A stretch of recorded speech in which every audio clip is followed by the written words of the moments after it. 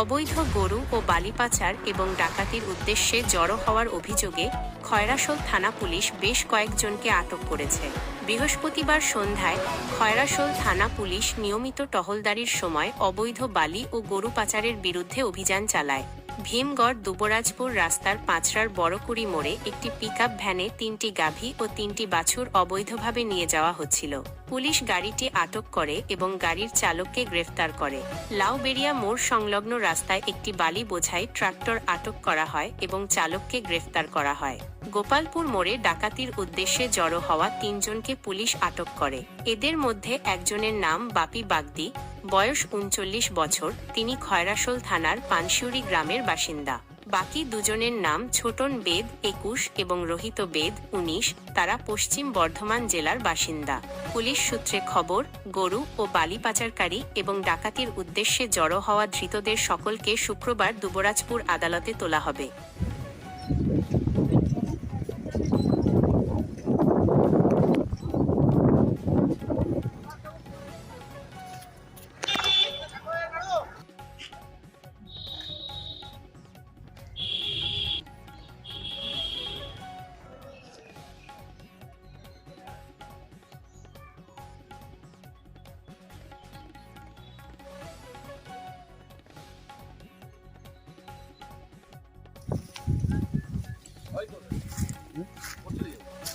হ্যাঁ বললো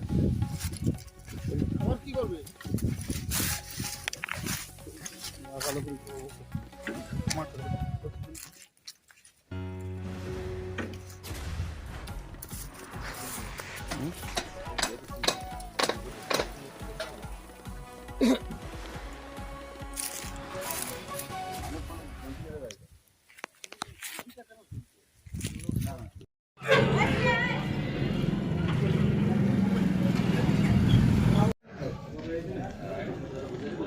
খয়রাশোল থেকে শেখ রিয়াজউদ্দিনের রিপোর্ট, বীরভূমি বার্তা।